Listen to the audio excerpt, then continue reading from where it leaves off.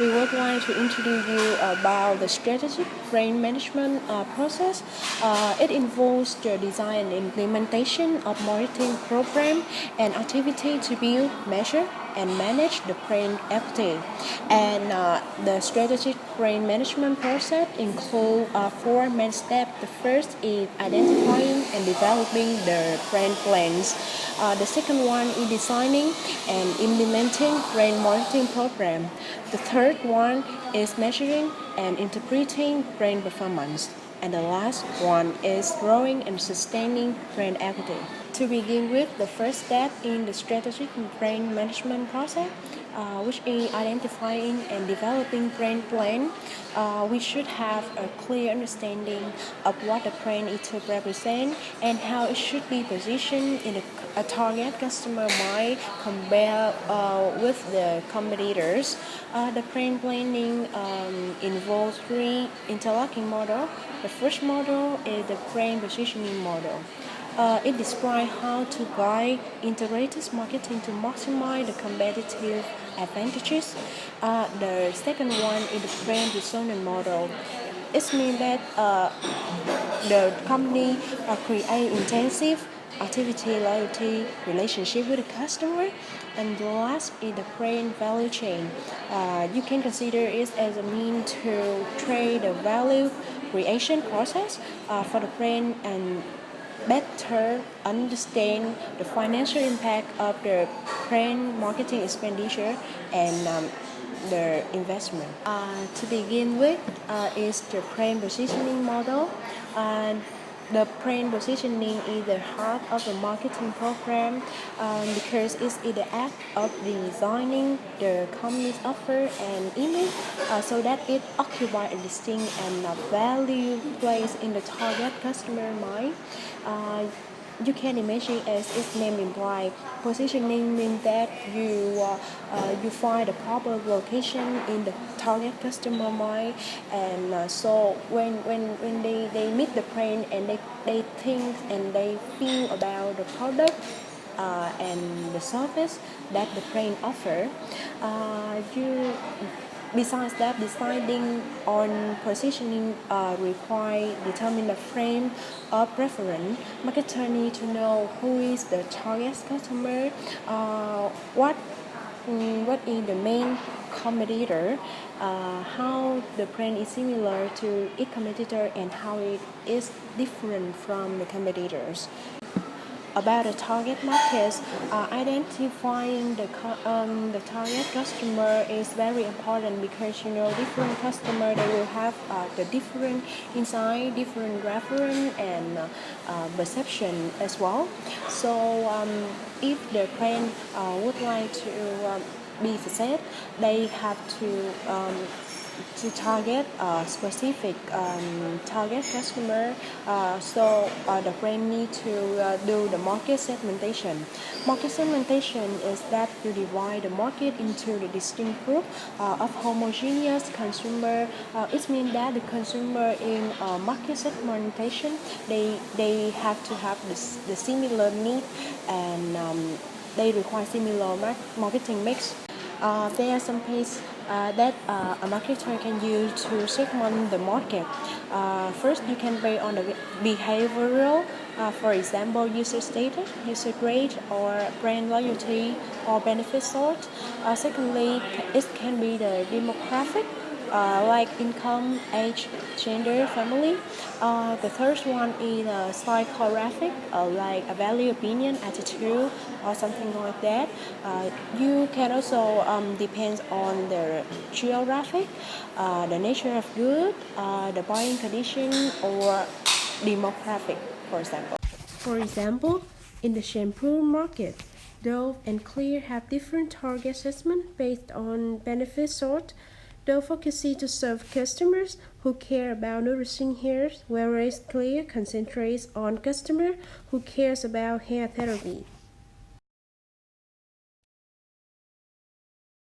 The marketer should find out information about the nature of the competition. It also depends on the target customer that the brand choose. We have the competitive analysis that it consider all the factors relating to the other firm as the brand's competitors, such as the resources, the capability, or the intention of that brand, and so that the marketer can come up with the market where the consumer can be profitably served. And the third step is that the marketer should define the point of parity and the points of difference of the brand. The points of difference are formally defined as the attribute or the benefits that consumers strongly associate with a brand. Positively evaluate and believe that they could not find the same exchange with a competitive brand. I would like to take an example about Louis Vuitton. When the customer heard about the brand Louis Vuitton, they come to an image in their brand that it is a very luxurious brand about the clothes, and you know that it create a really distinct value in an image in the customer mind. The points of parity association, on the other hand, are not necessarily unique to the brand, but may in fact be shared with the other brand. I take two examples of two short advertising videos about latest products of Samsung, which is Samsung Galaxy S10 or S10 Plus and Apple F11 or F11 Pro to see how the marketers into brands define their points of difference and points of parity. Định chuẩn riêng tạo khác biệt. Samsung Galaxy S10, S10 Plus đặt ngay hôm nay. Màn hình toàn cảnh panoramic 6.5 inch, camera 48 megapixel, camera trượt ấn tượng, sạc nhanh Voc 3.0, đèn thiên thạch, xanh thiên hạ. Oppo F11, F11 Pro chúng thần thái, sáng chân dung. Đặt trước từ 30 tháng 3 2019, rước loa Bluetooth xanh điệu, tặng thêm 1 năm bảo hành. Nhanh tay đặt ngay hôm nay. Oppo. The marketer should also define a brand mentor for the brand because the reason is very simple that when the brands evolve and expand across territories, the marketer will want to craft a brand mentor that reflects the essential heart and soul of the brand. I define the brand mentor in a short, include 3 or 5 fair that capture the irrefutable essence or spirit of the brand positioning. You can consider it like the brand essence or the core brand promise, and its purpose is to ensure that all employee and external marketing partner understand what the brand more fundamentally is to represent to customer so that they can adjust their action accordingly. Just take an example, like McDonald's brand philosophy is their food, and fun, and it can capture the brand essence of McDonald's. Another example is Nike brand mantra is the authentic athletic performance, or brand mantra of Disney is fun family entertainment. And a very important point in the brand positioning model that I would like to present to you is the brand case, which is a very useful tool for brand positioning that many marketers of many brands apply nowadays. There are two main group of factors in the brand case. The first is the influencer factor. It's include the first one is the root strain, which is the original product, value, or benefit that make the brand great and on which we want to view. You can just understand simple that is the core value that the brand can create for the customer. The second factor in the influencer factors is the competitive environment. It's in the market, and the alternative choices are seen by the consumer and the relative value the brand offer in that market. The third factor in the target is very easy to understand. Is the person that the brand target to fulfill the needs, and it defined in terms of their attitude and value, not just the demographic. And the last factor in the influencer factors is the insight of the customer. It means that the element of all you know about the target consumer and their needs in the competitive environment.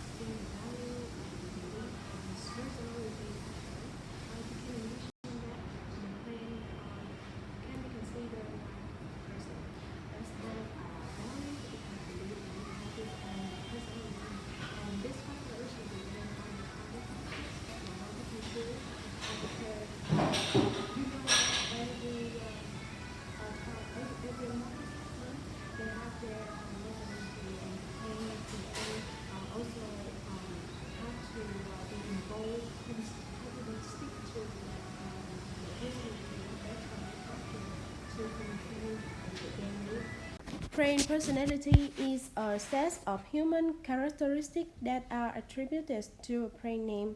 A brand personality is something to which the customer can relate. An effective brand increases its brand equity by having a consistent set of traits that a specific consumer segment enjoys. Customers are more likely to purchase a brand if its personality is similar to their own. There are 5 main dimensions for brand personality.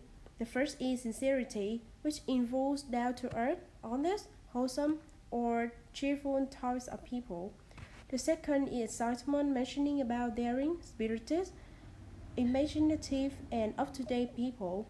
The third one is competent, which refers to people who are reliable, intelligent, and successful.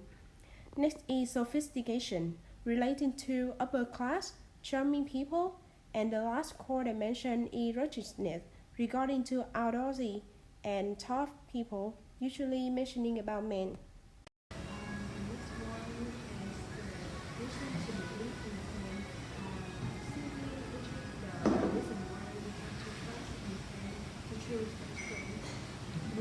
The next factor is discriminator. Is the reason, the very distinct characteristic of the brand that is different from other competitor. It means that the brand has to create the distinct value in the customer mind, and when they remind about that brand, they just think about that distinct aspect. And all are 4 things in the creator factors that create the final factor in the essence. It means the core value, the distillation of the brand into the core idea of promise. And it means that the promise of the brand is consigned to the brand value. Dove is one of pioneering brands that apply this brand key model successfully in skincare shower gel. With the root strain in measuring and developing moisture products, Dove designs the strategy that focuses on women from 35 to 50s who begin to feel the effects of dry skin and therefore want to care for their skin because they want to look and feel their personal best. In this market, Dove competes directly with premium shops such as Lush, Pears, and Camay. Dove also knows the customer inside that they do not want a shaft that leaves skin feel dry and tight. Therefore, it focuses on the benefits that those shower gel will make skin sharp and smooth, and also enhance femininity. Dove also developed the brand's value and personalities corresponding to target customers such as honesty, purity, femininity, and confidence. Dove also proposes some persuasive reasons for the customer to believe that Dough sour gel contain 1/4 of moisturizing cream recommended by doctors. Additionally, Dough indicates other products with clinical proof. The products approach is also endorsed by users. Obviously, the discriminant of Dough sour gel is it won't make skin dry like soap because it contains moisturizing cream and makes skin smoother. Those make the brain essence is that those help restore femininity, which is an important element that many customers as Dough is concerned about. A short advertising video will capture the value of Dough shower gel. Mọi làn da đều có thể trông căng bóng hơn với sữa tắm Dove đầu tiên chứa 1/4 hàm lượng kem dưỡng da mặt. Rắn giỏi, độc đáo. Mọi làn da đều có thể trông căng bóng hơn với sữa tắm Dove đầu tiên chứa 1/4 hàm lượng kem dưỡng da mặt, nuôi dưỡng sâu, cho làn da vẻ căng bóng mịn màng. Dove cho da vẻ căng bóng mịn màng. Finish the brand positioning model. You define the target market as well as to make a competitive analysis. You come to the brand resonance model, which describe how to create intense, active loyalty relationship with the customer. The model consider how brand positioning affect what the customer think, feel, or do, and the degree to which they resonate or connect with the brand. There are 4 steps in the model. The first step is ensure the identification of the brand with customer and an association of the brand in customer mind with a specific products or the service customer need. This also the answer for the question who the brand is. It's mentioned about the brand identity. The second step is formally establish the totality of the brand meaning in the mind of the customer by strategically linking a host of tangible and intangible brand association. It's answer for the question who the brand is. It means the brand meaning. The third step is analysis the proper customer responses to the brand. It's answer the question, what about the brand? What do you think about the brand? It's mean the brand responses. And the last step is the convert the brand response to create a brand resonance and intense active loyalty relationship with the customer and the brand. It's answer the question, what about the brand and the customer? What kind of association and how much of a connection would the customer would like to have with the brand? It's mentioned about the brand relationship with the customer. And the brand resonance model is captured in the brand resonance pyramid. Observing the pyramid, you can see at the bottom of the pyramid is the salient factors, which mention about the brand identity. And the objective of this level is the brand have to create a deep and broad brand awareness for the customer about the brand by the available value that the customer can see from the brand. And from that, they to the second level is you can see that it combine the performance and imaginary, which means that the marketer should create should establish the point of parity and differentiate of the brand for the customer to convey the meaning of the brand to the target customer for them to understand. And when the customer perceives those values, they come to the next step is the is that the customer they will have a judgment as well the feeling about the brand, what the brand create for them, and we hope that and the objective of the marketer is to gain the positive and the accessible reaction from the customer, and from that if we have the positive reaction, we come to the top of the pyramid in the resonance, which means that at that time the brand can create an intense and active loyalty relationship with the customer. To better understand the brand resonance pyramid, first ever drinkable advertising campaign created by Coca-Cola will be a good example. To get more people to try Coke Zero, we created an entire campaign that they could literally drink.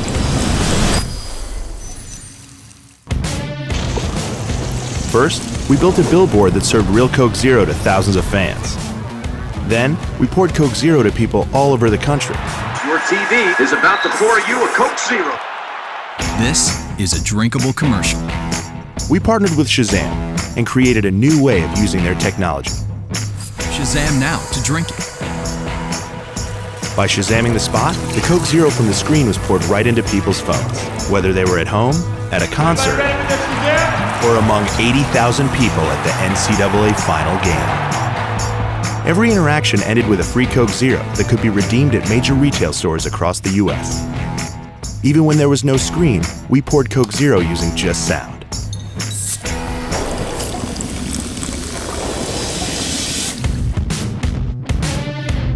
From ads that became cups, to flyers that became straws, to tweets that poured Coke Zeros into 140 characters, to drinkable posters that use Shazam to turn people's phones into digital straws. Every single ad put a Coke Zero in people's hands.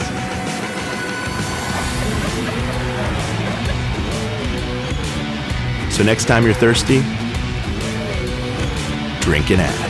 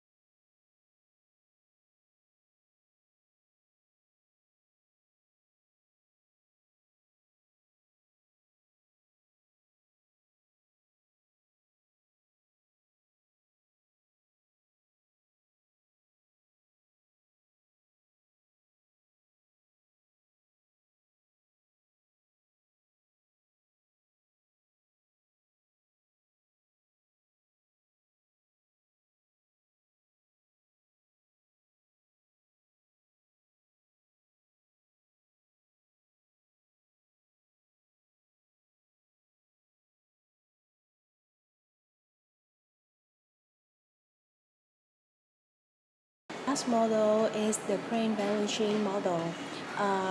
I can define the brain value chain is a structured approach to assessing the sources and outcome of brain activities and the manner by which marketing activities create brain value. The model assumes that the brain value creation process begins with 4 steps. The first step is when the firm invests in the marketing program targeting actual or potential customer, and come to the stage 2. The association marketing activity then affect the customer mindset. It means it affects what the customer know and feel about the brand, and it can be reflected as the brand development model. They come to the stage 3. Is this mindset accord a proof of the customer is produce the brand's performance in the marketplace. It means that how much and when the customer purchase, the price that they pay, and etc. And finally, the stage 4 is the investment. Community consider this market performance and other factors such as replacement cost, purchase price in acquisition, or something like that to arrive at an assessment of shareholder value in general and value of the brand in particular. And when you observe the model for the brand value chain, you can see that there are three multipliers that affect the state, that affect the state that the step leading to the next step. There are three multiplier moderate in the strength variation. The first is the program quality multiplier. The next is the marketplace condition multiplier, and the last one is the investor sentiment multiplier. And you can observe from the model we make here.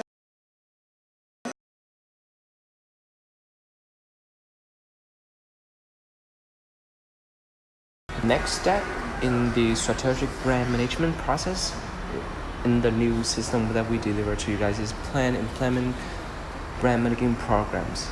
So we have three main factors in this part. So first, we think about mixing and matching the brand elements.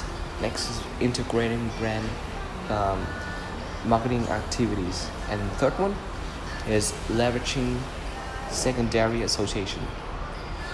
So first, we talk about choosing brand element.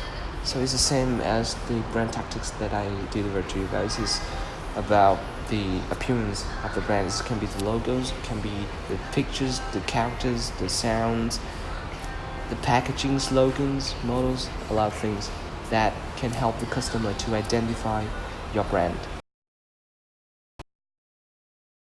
For different elements, we have different advantage, right? And the marketing managers, they often use a subset of all possible elements, or even all of them, because if we know how to do it right, it can be a huge advantage for the brand. And here is the table that shows the criteria in order to evaluate the brand elements. Now I want you to look at this table. The brand elements that we have, they are brand names, logos and symbols, characters, slogans and jingles, packaging and signage. For the criterion we have, they are memorability, meaningfulness, likability, transferability, adaptability, and protectability. These criterions will evaluate the brand elements to see how effective they are and how they will contribute to the brand equity. Designing and implementing marketing strategies, programs, is the next factor that we want to consider. So marketing activities and programs are primarily means that firms build brand equity. And we have to consider about brand building product, pricing, channel, communication strategies, and we must know how to put them into the right place. Now let's talk about the product strategies. Both tangible and intangible aspects of the brand will matter. Successful brands often create a strong, favorable, and unique brand associations for both functional and symbolic benefits. Let's take Rolls-Royce as an example. When we talk about Rolls-Royce, the first thing that we would think of is luxury. Whenever we see a person step down from that kind of vehicle, we would instantly assume that this person is very successful, wealthy, and powerful. That is a symbolic benefit. What about functional benefits? Well, this car is not that expensive for nothing, right? It comes from the customization that the brand offers. The customers of Rolls-Royce for sure is very wealthy. Therefore, the expectation toward the product is very high, and the brand themselves are able to satisfy that need. So, it's not just the performance of the car, but the exterior and interior can reflect the personality of each customer. Especially the interior. The customer can choose any material they like. Of course, that material must be very expensive and rare. They use it to make steering wheels, the seats, seat belts, or even a small button in the car can be customized. And they are all handmade. Well, from that example, you can see how successful Rolls-Royce is in building brand using product strategies. Marketers are also personalizing their consumer interactions through experiential and relationship marketing. So with the experimental marketing promotes a product by not just communicating with the customers, they also want to focus on relationship, a long-term relationship that will cause the loyalty, that will brings a long-term benefit rather than a short-term. So this is also a really important strategy for marketers to do. Example, Facebook. We all know that it is the biggest brand in social media. There are a lot of reasons for their success, and one of them is their brilliant way in using relationship marketing. They have a precious data and they know how to use it as a hook to keep us using their site. They send us a happy birthday card on our birthday. They even remind our friends for it. And for special occasion, they post a small clip on our wall. The clip contains all of the photos, maybe some of the photo we post, friends we made, and then they send a gratitude card from the Facebook team. Of course, it is made by AI, but the users might think it is interesting to watch, and somehow they feel that Facebook is really care about them, and they would find themselves loyal to Facebook. In terms of pricing strategies, marketers should fully understand consumer perceptions of value. So different customers will have different ways to perceive values. We must know how they perceive it and have a reasonable price that's suitable for each customers. And the last thing we want to consider is channel strategies. Marketers need to appropriately match the brand and the store images into a maximized leverage of secondary associations. So what we need to know is to make our products or service, put it in a suitable place, like a store or any environment or context that's suitable with the function or the value that our products bring. For instance, Nike. They have a chain of branded stores called Nike Town. Most of them are located in prime shopping avenues in metropolitan centers around the globe, offer a complete range of Nike products, and serve as showcases for the latest styles. Each store consists of a number of individual shops or pavilions that feature shoes, clothes, and equipment for different sports: tennis, jogging, biking, or water sports, or different lines within a sport. There might be 3 basketball shops and 2 tennis shops. Each shop develops its own concepts with lights, music, temperature, and multimedia displays. Nike is also experimenting with newer, smaller stores that target specific customers and sports. A running-only store in Palo Alto, California, a soccer-only store in Manchester, England. Now we're going to dig into details of how to integrate the brand into marketing strategies and support marketing programs.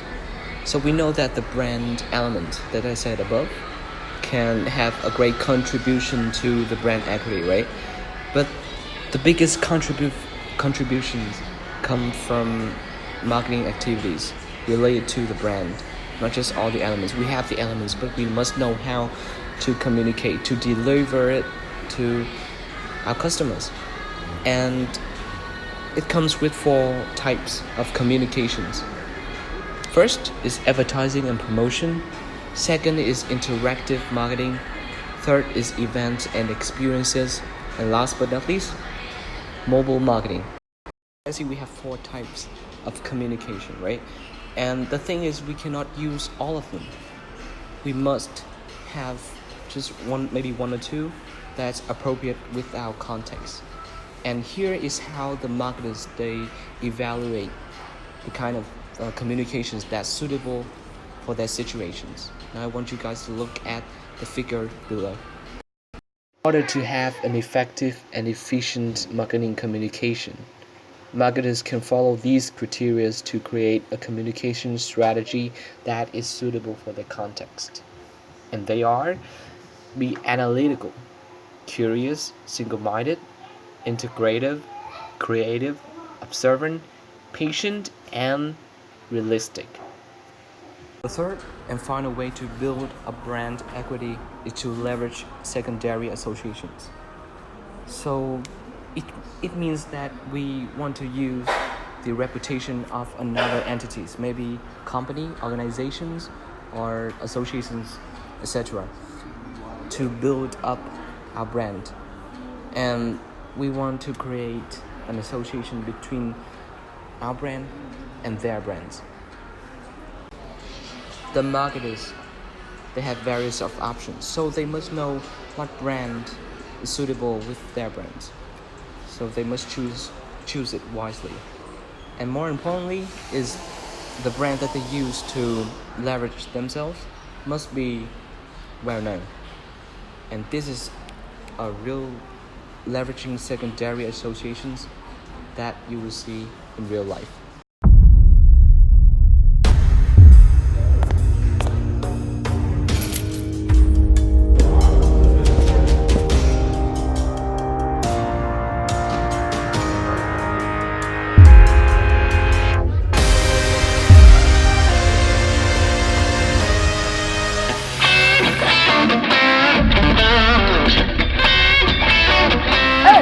Guitar, chơi phần intro thật chất cho em nha.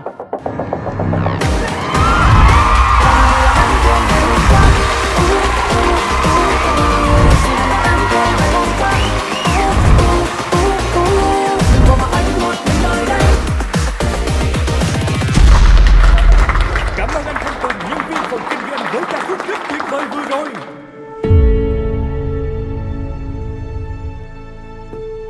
Tùng hát hay quá vậy, sao đó giờ không làm ca sĩ? Ngày xưa anh cũng đam mê đấy chứ, nhưng mà không đủ lý để mà theo đến cùng.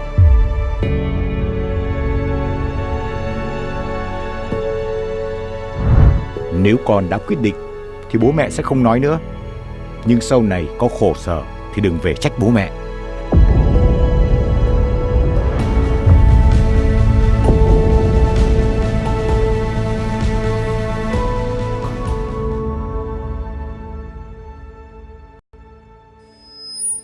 Nếu làm ca sĩ, nghệ danh của anh là gì?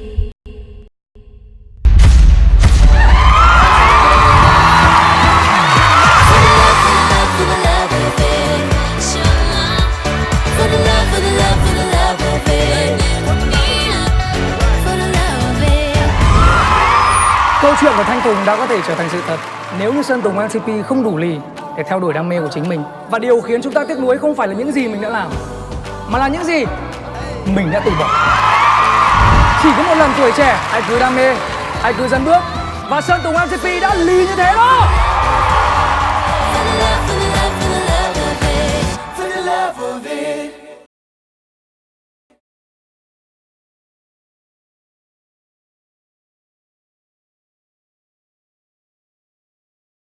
After step 2, plan and implement a brand marketing programs, we continue with step 3, measure and interpret brand performance, developing a brand equity measurement and management system.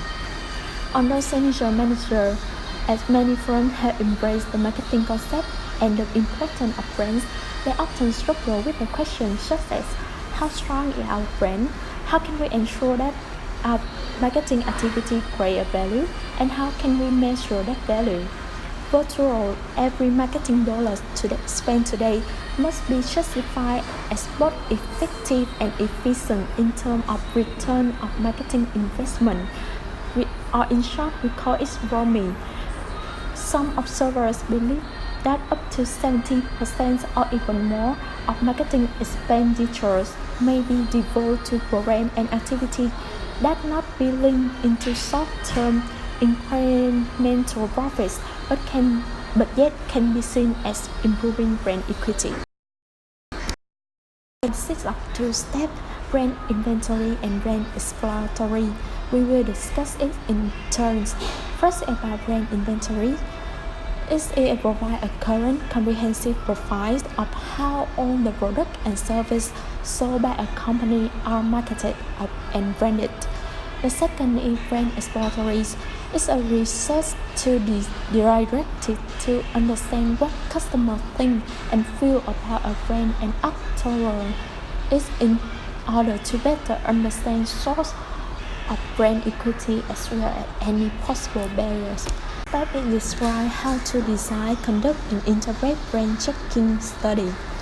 Brand equity measurement system is a set of research procedures that is designed to provide timely, accurate, and actionable information for marketers so that they can make the best possible tactical decisions in short run and strategic decisions in the long run.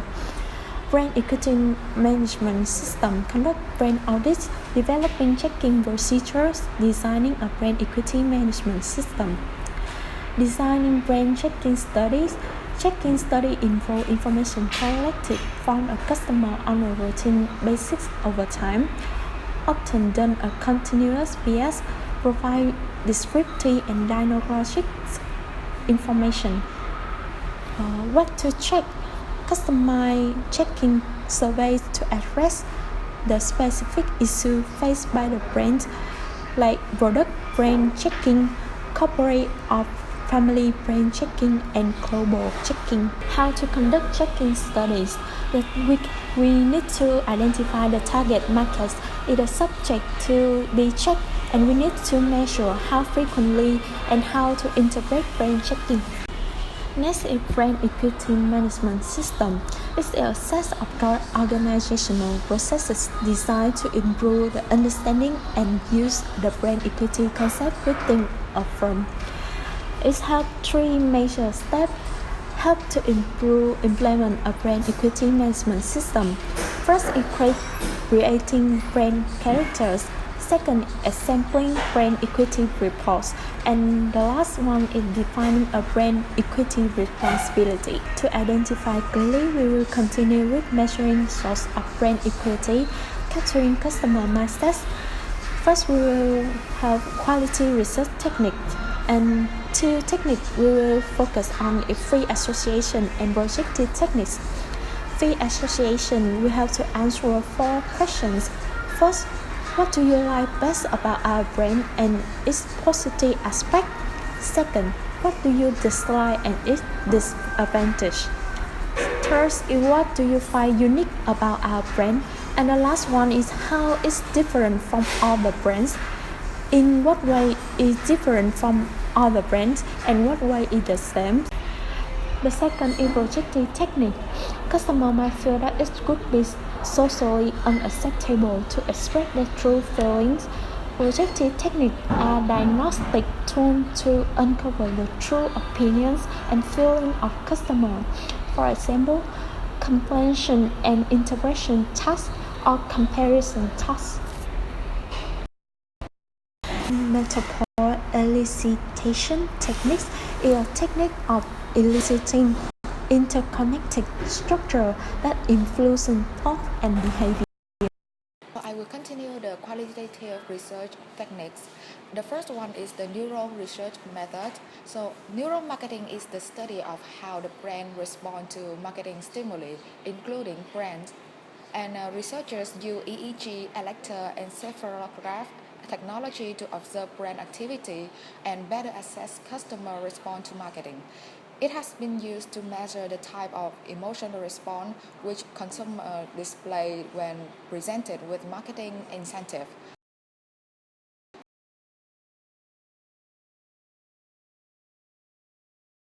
person watching this commercial would be wearing eye-checking glasses, and the head would be hooked up to EEG cables to measure things like engagement, excitement, heart rate, and the eye-checking will check consumers' gaze and see what gets their attention.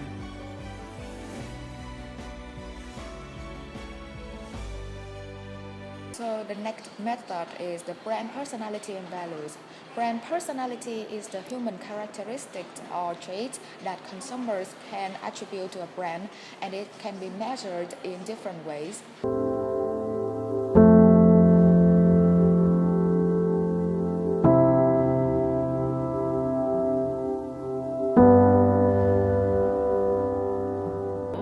What is this place? Who are you? How long have you guys been here? Is it always so noisy? Why is everyone barking? I feel so alone. How long will I be here? I'm gonna just play it cool here. Whoa! Manners! Personal space! I know I'm new, but easy on the butt sniffing, buddy. Hey, you look like someone I used to know. I like your face, and you smell like home. Please pick me. What's this? I kind of like it. Makes me look smart, huh? You can see the video is very positive, warm, and big-hearted, contrast to all the bleak advertisements. It is clear that visual is trying to convey its brand personality as benevolence. The next is the ethnographic and experiential method. So ethnographic research used thick description based on participant observation. According to Cecil Badenhorst, an assistant professor in the adult education post-secondary program, thick description is a way of writing that includes not only describing an observation, usually for human behavior, but also the context in which the behavior occurs. So the goal of ethnographic research in marketing is to obtain and explain the deep cultural meaning of events and activities through different techniques like site visits, shop-alongs, etc. The next part is the quantitative research techniques, and the first method of the quantitative research techniques is the brand awareness. Brand awareness relates to the strength of brand in memory as reflected by consumers' ability to recognize different brand elements as brand name, logo, slogan, and etc. in various contexts. So there are 5 measures of awareness of brand elements: recognition, recall, correction, forgetting, and strategic implication.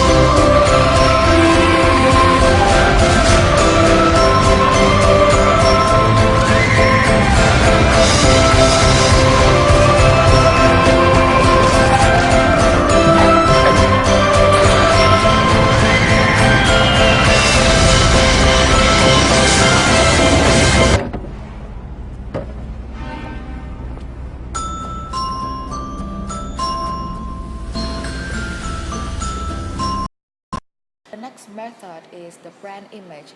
So it is the association that consumers hold for the brand and is useful for marketers to distinguish between the lower level consideration related to performance and imagery and higher level consideration related to judgment and feelings.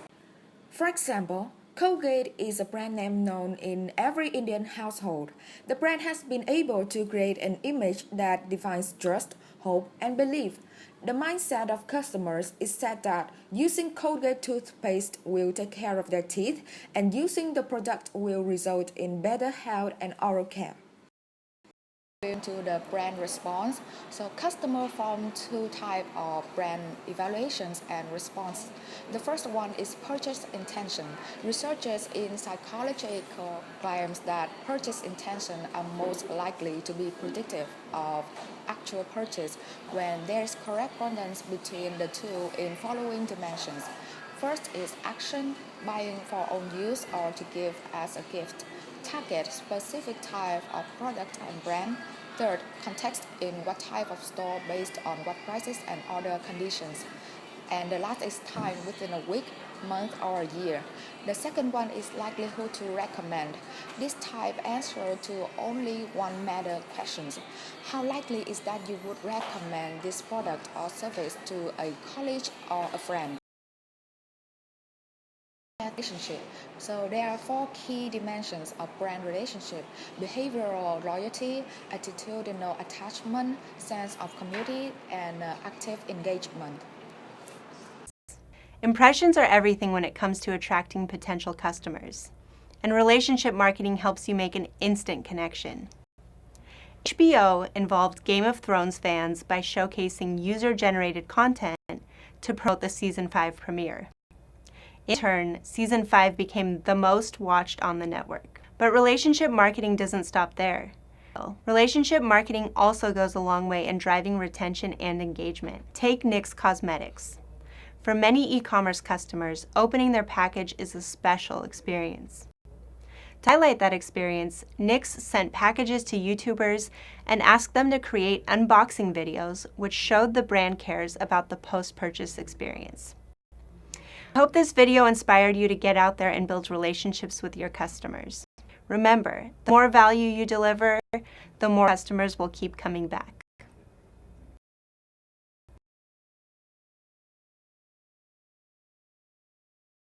Comprehensive models of consumer-based brand equity. So the consumer-based brand equity model provides a comprehensive, cohesive overview of brand building and brand equity.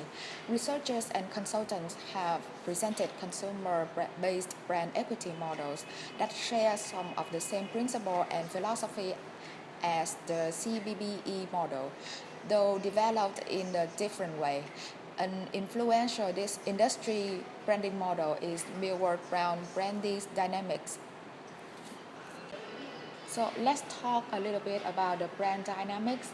The brand dynamics model adopts a hierarchical approach to determine the strength of relationships a consumer has with a brand.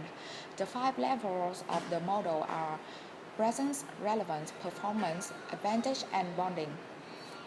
So the relationship between the brand dynamics to the CBBE model is the 4 ascending steps of the brand dynamics and the CBBE model, such as identity, meaning, responses, and relationships.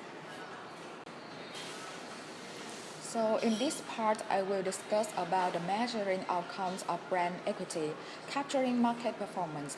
So brand equity is a multidimensional concept and complicated enough to require many various types of measurement. The goal of the brand-based comparative approaches is to examine customers' reaction based on changes in brand identifications. And the marketing-based comparative approach's goal is to how the brand fixed and examine consumers' response based on changes in the marketing program. The combination of the two approaches, which is cohort analysis, is a survey-based multivariate technique that enables marketers to provide the consumer decision process with respect to products and brands. The last method of the quantitative research is the holistic method. Holistic methods place an overall value on the brand in their abstract utility terms or concrete financial terms. These methods attempt to net out various considerations to determine the unique contribution of the brand, and holistic methods also have two types: residual approaches and valuation approaches. In the residual approaches, it examines the value of the brand by subtracting customers' preference based on physical product attributes alone from their overall brand preference.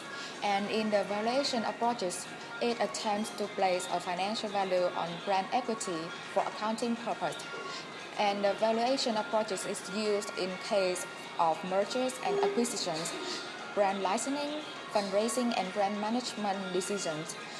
In the valuation approaches, it has another accounting background, historical perspective, general approaches, and inter-brand valuation methodology.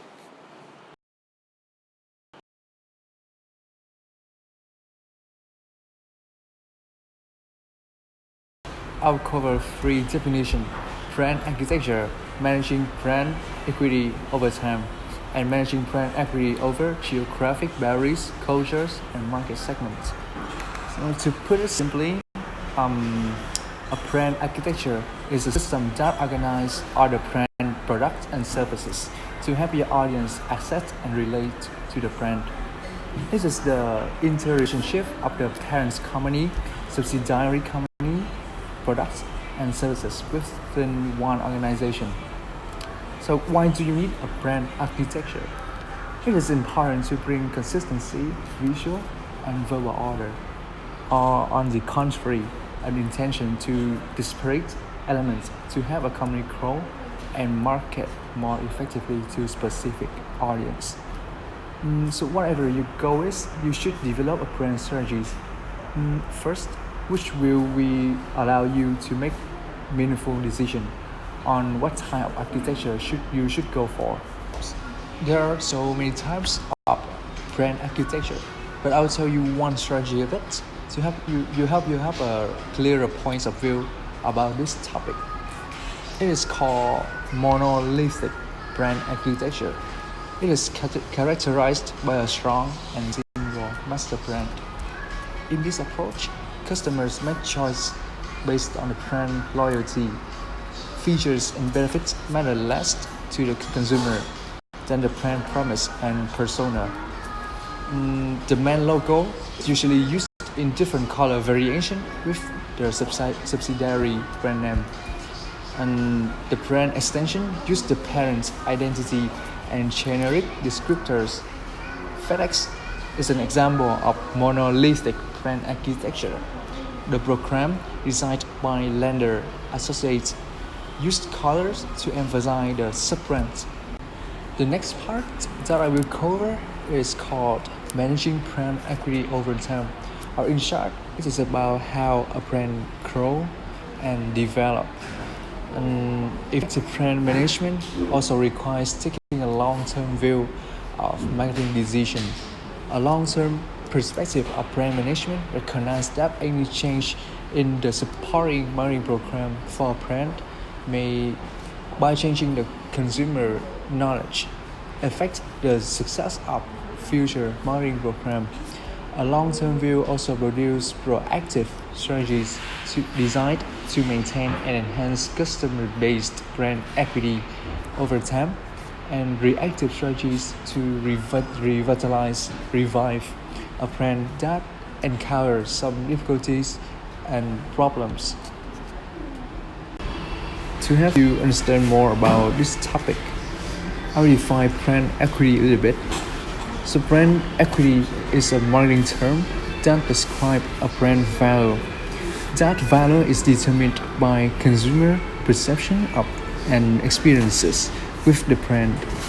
If people think highly of a brand, it has positive brand equity.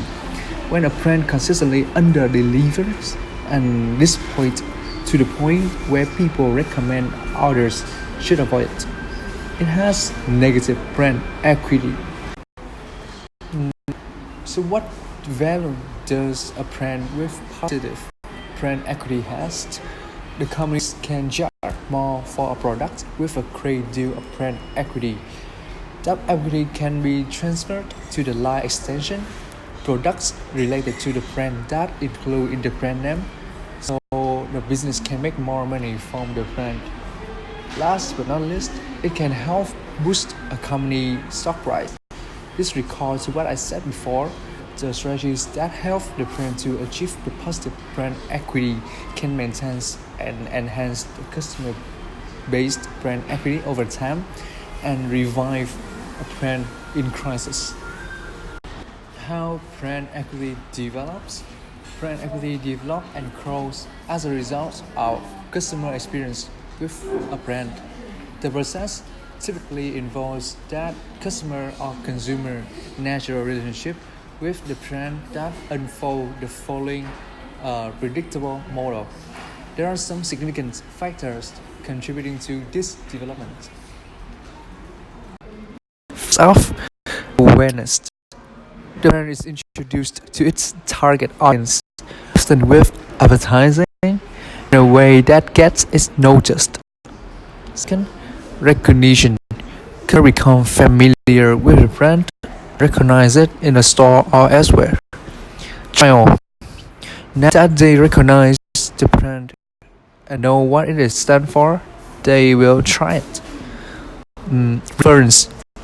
When the consumer has a good experience with the brand, it becomes the preferred choice when it comes to choosing the products. And lastly, loyalty. After a series of good brand experiences, users not only recommend it to other users, it becomes the only one that they will buy and use in that category. They think so highly of it and that any product associated with the brand has its positive glow. Speaking of positive brand equity, a case in point is that Apple, by one organization as the world's most popular brand in 2015. This is a classical example of a brand with positive equity. The company built its positive reputation with Mac computers before extending the brand to iPhones, which deliver on the brand promise expected by Apple's computer customers. On the contrary, negative brand equity, such as financial brand Goldman Sachs, lost brand value when the public learned of its role in 2008 financial crisis. Automaker Toyota suffered in 2009 when it had to recall more than 8 million vehicles because of unintended acceleration. And oil and gas company BP lost significant brand equity after the U.S. of Mexico oil spill in 2010. Achieving positive brand equity is just half of the job. Maintaining it consistently is the other half. As Chiporo 2015 food poisoning crisis indicates, one negative incident can nearly eliminate years of favorable brand equity. The last concept that I covered today is managing brand equity over geographic boundaries, cultures, and market segments. Another important consideration in managing brand equity is recognizing and accounting for different types of consumers in developing branding and marketing programs. International factors and global branding strategies are particularly important in this decision. In expanding a brand overseas, managers need to build equity by relying on specific knowledge about the experience and behavior of those market segments.